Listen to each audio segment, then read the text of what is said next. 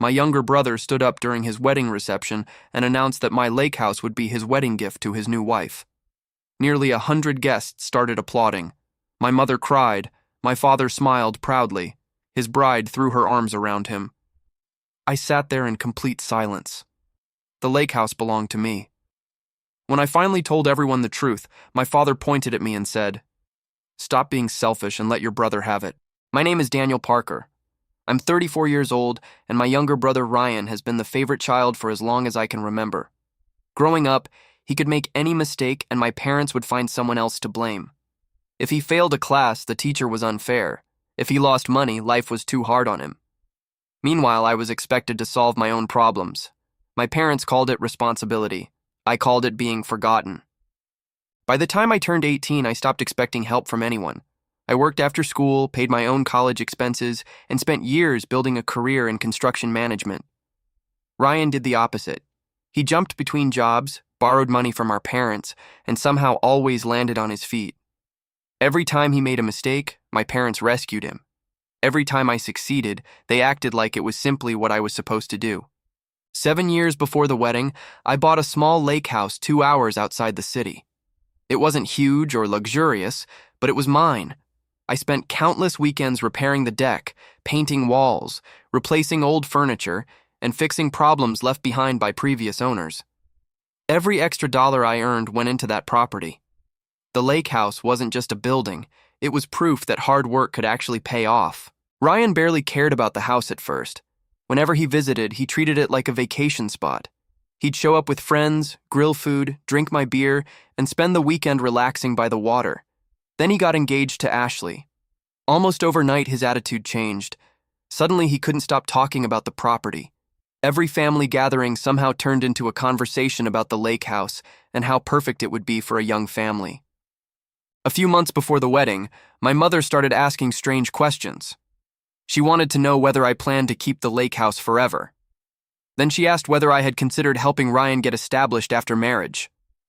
At first, I didn't think much of it. My parents had been making excuses for Ryan my entire life.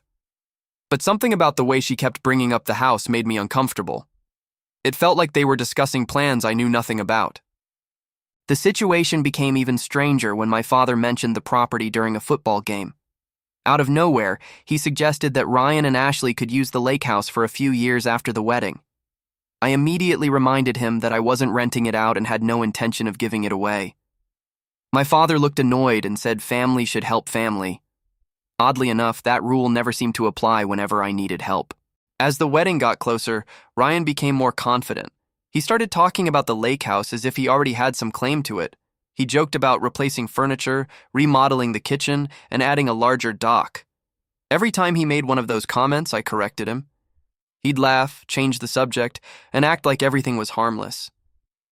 Looking back, I realized he wasn't joking. He was testing boundaries. 2 weeks before the wedding, I drove to the property for the weekend and found a photographer taking pictures near the lake. When I asked what he was doing there, he explained that Ryan had hired him to scout locations for wedding photos. Ryan had never asked my permission. When I called him, he acted irritated that I was upset. According to him, family shouldn't need permission to use family property. That phone call turned into a huge argument. Ryan accused me of being selfish. I reminded him that I had paid for every square foot of the property myself. Instead of apologizing, he hung up. Later that night, my mother called and told me I should be more understanding because wedding planning was stressful. Somehow, Ryan had crossed another line, and somehow I was still the one expected to apologize. Ashley called me a few days later. At first, I thought she wanted to apologize for Ryan's behavior. Instead, she spent 20 minutes talking about how much the lake house meant to both of them. Then she thanked me for being willing to support their future together. The strange thing was that I had never agreed to anything. The conversation left me with the uncomfortable feeling that Ryan had been telling people a very different version of the story. As the wedding approached, the comments became more frequent. My mother talked about future grandchildren spending summers at the lake house. My father discussed improvements that could be made to the property after Ryan moved in. Even Ashley started referring to it as their future home. Every conversation felt completely disconnected from reality. It was as if everyone had agreed on a plan and simply forgotten to tell me. The night before the wedding, I overheard Ryan talking to several friends at the hotel bar. He was describing renovation plans for the lake house in incredible detail. New furniture, new flooring, a remodeled kitchen. One of his friends asked when he bought the property. Ryan laughed and said, "Let's just say family takes care of family." Everyone laughed. I didn't. For a moment, I considered confronting him right there. Instead, I walked away. Part of me hoped I was overreacting. Maybe Ryan was exaggerating to impress people. Maybe my parents had misunderstood something. Maybe there was a reasonable explanation. Looking back, that was probably the last moment I still wanted to believe my family wasn't serious about taking something that belonged to me. The wedding itself went surprisingly well. The ceremony was beautiful, the guests were happy, and for a few hours I managed to forget about the tension. Then the reception started. Family members gave speeches, friends shared stories, and everyone seemed to be having a great time. Ryan looked happier than I had ever seen him. Then he stood up, tapped his glass, and asked everyone for their attention. The smile on his face immediately made me nervous.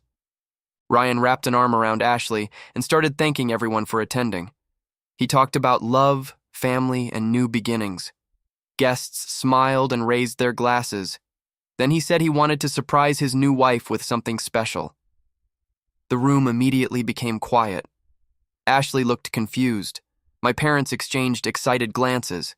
And then Ryan announced that the lake house would be his wedding gift to Ashley and their future family home. For a few seconds, I genuinely thought I had misheard him. Then the applause started. Guests stood up from their chairs. Ashley burst into tears and hugged him. My mother started crying too. My father looked prouder than I had ever seen him. Meanwhile, I sat frozen in my seat. Nobody seemed confused. Nobody questioned where Ryan got the money. It was as if everyone except me already knew what was happening. Ryan continued speaking as though he already owned the property. He described future holidays, family gatherings, and summers by the lake. Guests laughed and applauded every few sentences. The more he talked, the angrier I became. Not because he was lying. Ryan had lied his entire life. What shocked me was how confident he sounded. He wasn't asking for the house. He was publicly claiming it in front of nearly 100 witnesses. I looked around the room hoping someone would finally point out the obvious. Nobody did. Guests kept cheering. Ashley kept crying. My parents looked thrilled. That's when I realized this wasn't a spontaneous announcement. They all knew. Maybe not every guest, but my parents definitely knew. The only person who hadn't been informed about the plan was the man who actually owned the house. When the applause finally ended, I slowly stood up from my chair. Ryan was still smiling. Ashley was wiping away tears. My father noticed me first. The moment our eyes met, his expression changed completely. He knew exactly what I was about to do. For a second, the entire room felt silent. Then I cleared my throat and congratulated the newlyweds before mentioning one small problem with Ryan's announcement. The room became quiet almost instantly. Ryan's smile disappeared. Ashley looked confused. My mother slowly lowered her glass. I explained that Ryan couldn't give away the lake house because the property had never belonged to him. Every mortgage payment had come from my account. Every tax bill had my name on it. Every legal document listed me as the sole owner. Suddenly, nobody was applauding anymore. For several seconds, nobody said a word. Then Ashley laughed nervously and looked at Ryan. She clearly expected him to correct me. Instead, he stared at the floor. Guests began exchanging confused looks. Questions started spreading from table to table. The perfect wedding atmosphere was disappearing fast. Ryan had spent months building a fantasy, and it was collapsing right in front of everyone. Before Ryan could say anything, my father stood up. For one brief moment, I thought he was finally going to tell the truth. Instead, he pointed directly at me and said, "Daniel, stop embarrassing your brother." I couldn't believe what I was hearing. He wasn't denying that I owned the house. He wasn't claiming Ryan had bought it. He simply wanted me to stay quiet and hand it over. My mother quickly joined in. She said this wasn't the time for family arguments and that we could discuss everything privately later. but there was nothing to discuss. Ryan had just promised my property to someone else in front of nearly 100 people. Then Ashley asked the question nobody else wanted to ask. She looked directly at Ryan and quietly said, "Wait, whose house is it?" The answer came from me. I explained that I had purchased the property 7 years earlier and had paid for every expense since then. Ashley's face changed immediately. First, she looked confused, then embarrassed, then angry. Not at me, at Ryan. Guests who had been cheering only minutes earlier suddenly looked uncomfortable. For the first time that evening, Ryan realized he was losing control of the story. Ashley turned toward Ryan and asked the same question again. This time her voice was louder. Ryan tried to laugh it off and claimed there had been a misunderstanding. Nobody laughed. Guests were staring at him. My father looked furious. My mother looked panicked. The entire room felt different now. Ryan had spent years talking his way out of problems, but for the first time there were too many witnesses and nowhere to hide. Then Ashley asked why he had spent months telling her the lake house would belong to them after the wedding. Ryan mumbled something about family arrangements. That answer only made things worse. Ashley looked at my parents. Then she looked at me. Finally, she asked whether anyone had actually asked for my permission. Nobody answered. The silence told her everything she needed to know. My father finally spoke.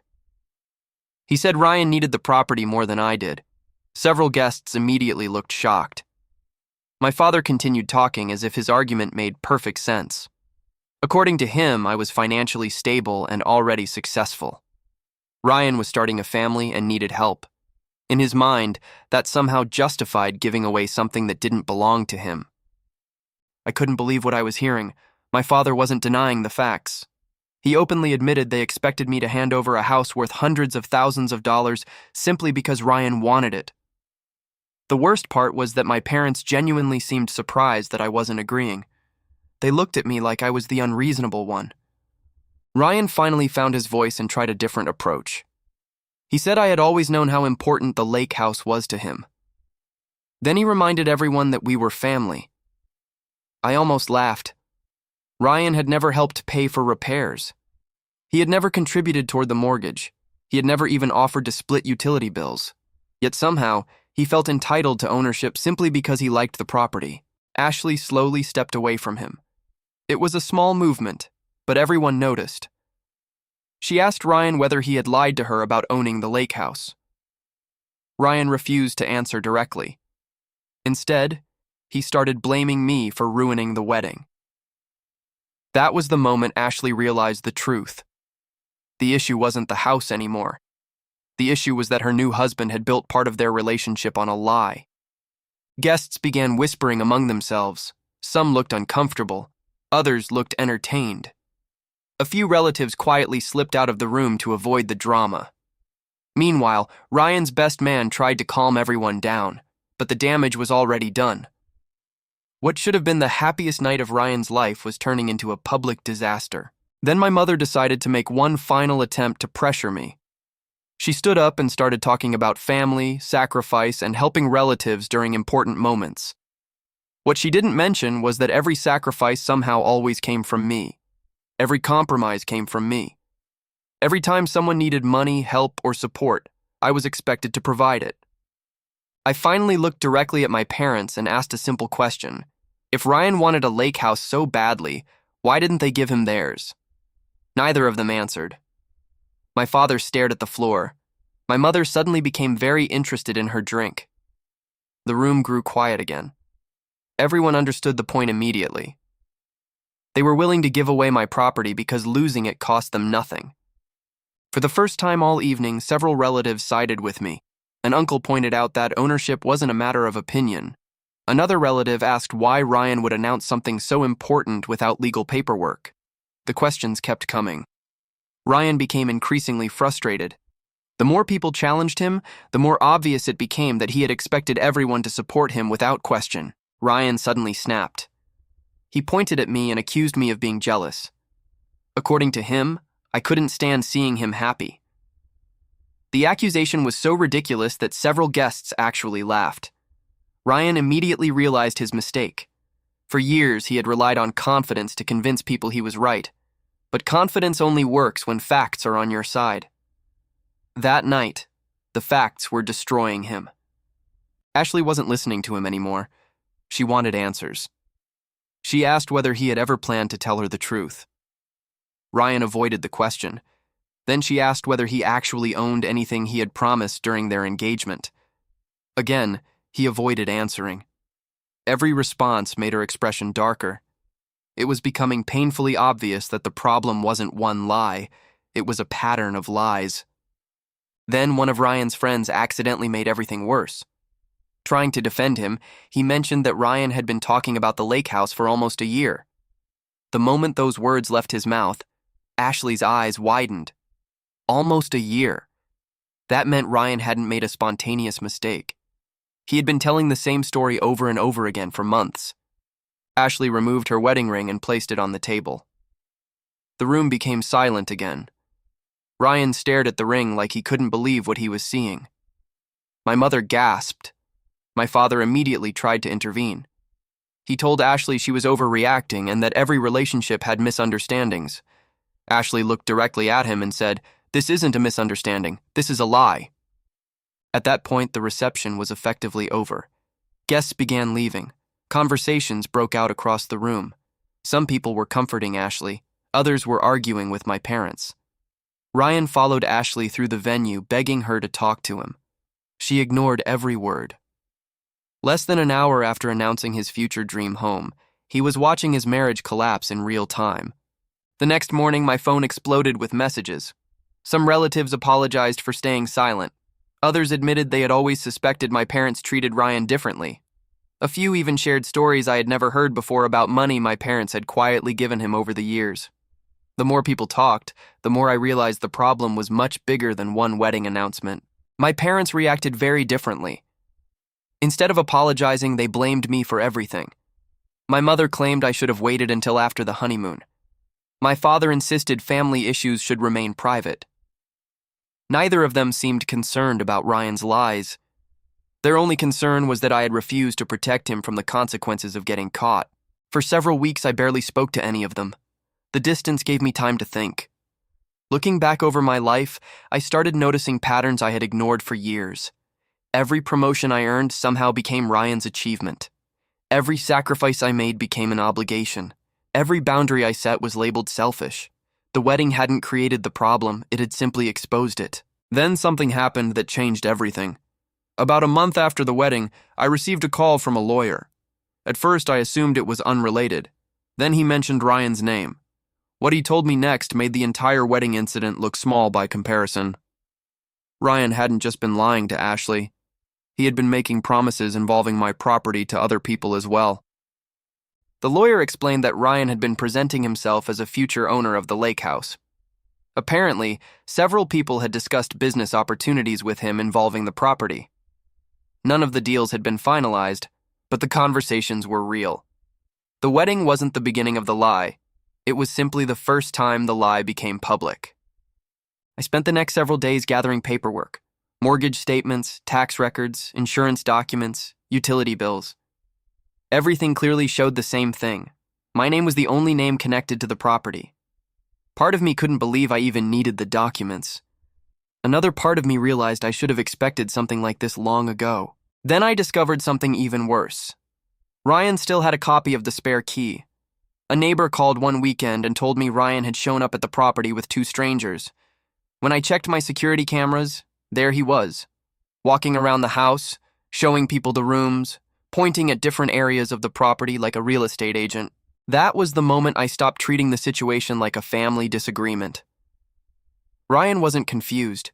He wasn't emotional. He wasn't making a mistake. He was deliberately acting as though my property belonged to him. I immediately changed every lock, upgraded the security system, and informed my neighbors that nobody besides me had permission to access the house. When Ryan found out, he exploded. He called me more than 20 times in a single evening. The messages ranged from angry to desperate. First, he demanded an explanation. Then he accused me of betraying the family. Finally, he started begging me to reconsider. What stood out most was that he never apologized. Not once. A week later, my parents appeared at my front door without warning. My mother was already crying. My father looked exhausted. For a brief moment, I thought they had finally come to admit they were wrong. Instead, they asked me to help Ryan save his relationship. Apparently, Ashley had moved out and was refusing to speak to him. Their solution shocked me. They wanted me to publicly claim I had planned to give Ryan the lake house all along. I stared at them for several seconds because I genuinely thought they were joking. They weren't.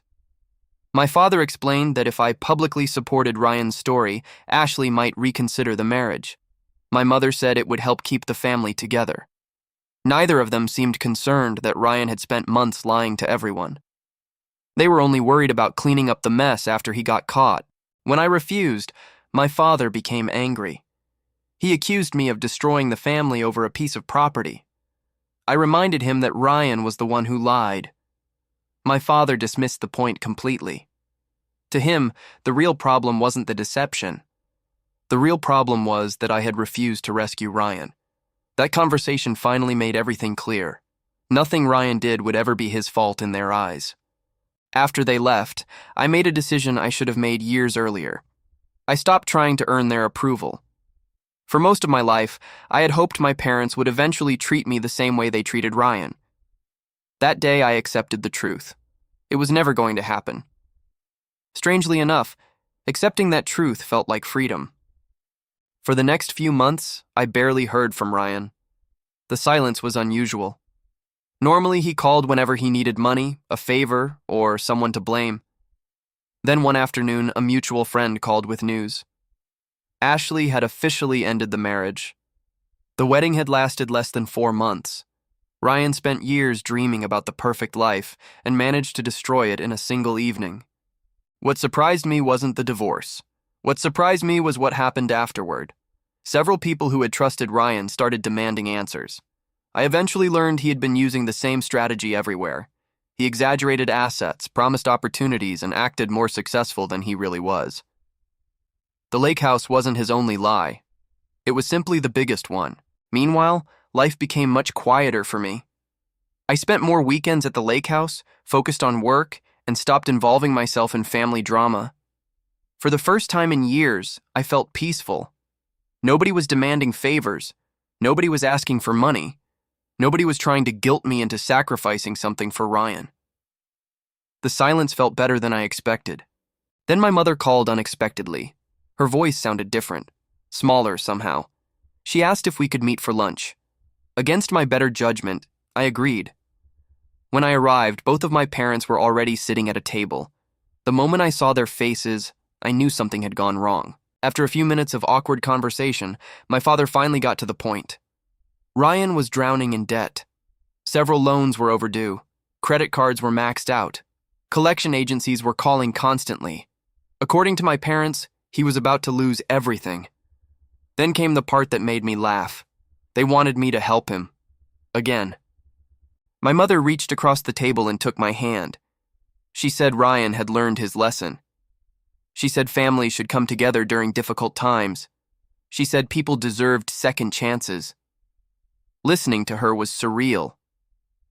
When Ryan wanted my house, nobody talked about fairness. When Ryan lied, nobody talked about accountability. But now that he needed money, suddenly family mattered again. I asked how much debt Ryan actually had. Neither of my parents wanted to answer. Eventually, my father admitted the number was well into 6 figures. I nearly choked on my coffee. This wasn't a temporary setback. This was years of terrible decisions finally catching up with him. For once, even my parents looked overwhelmed. Then my father revealed the real reason for the meeting. They weren't asking for a loan. They wanted me to let Ryan move into the lake house. Apparently, he needed a place to stay while he rebuilt his life. For a second, I genuinely thought I had misheard him. After everything that had happened, they were asking for the exact same property all over again. I couldn't help laughing. My parents didn't find it funny. My father became angry almost immediately.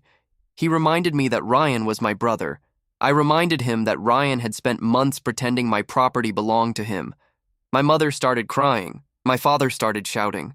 Other people in the restaurant began staring at our table. For years, scenes like that would have made me feel guilty. This time was different.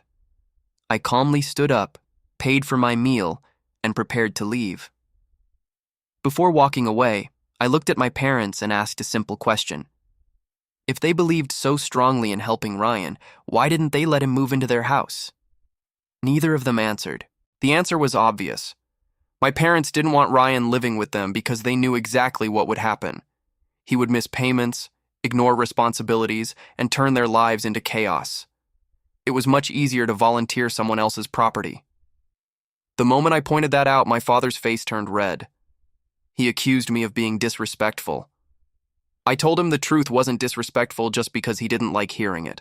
After that lunch, I didn't hear from my parents for almost 2 months. Then one Saturday morning, my security system sent an alert to my phone. Someone was at the lake house. When I opened the camera feed, my stomach dropped. Ryan was standing on the front porch with several suitcases. My parents were parked behind him in their car. I immediately called Ryan and demanded to know what he was doing. He sounded annoyed, as if I was interrupting him. Then he said something unbelievable. He claimed our parents had assured him everything had been worked out. According to Ryan, he was moving into the lake house that day. He had already packed his belongings and told people his housing situation was solved. I told him nobody had permission to enter the property. Ryan laughed and said family didn't need permission. Hearing those words again felt like stepping back in time. Years had passed, yet he still believed the rules applied to everyone except him.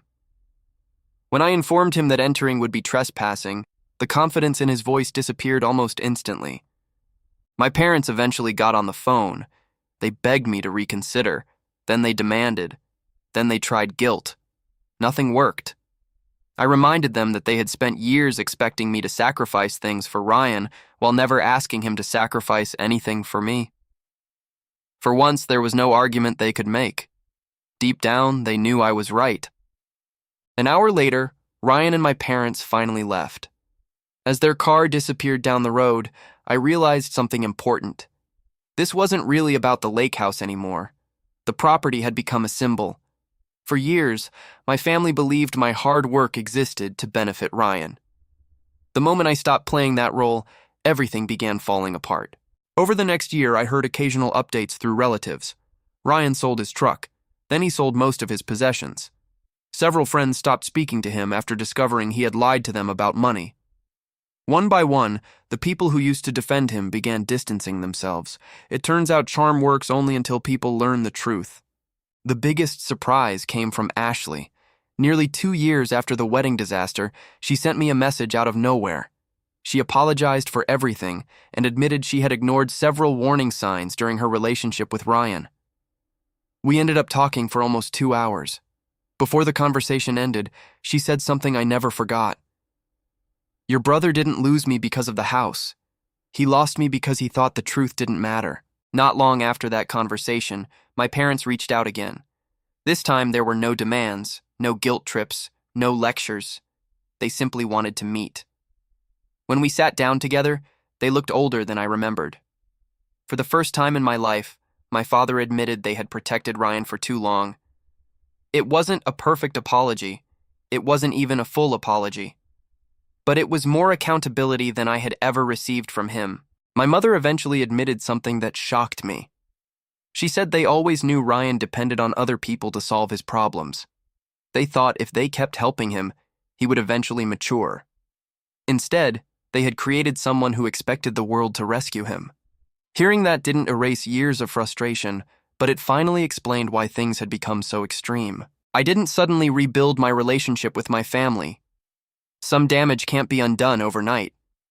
But for the first time, I stopped carrying the anger everywhere I went.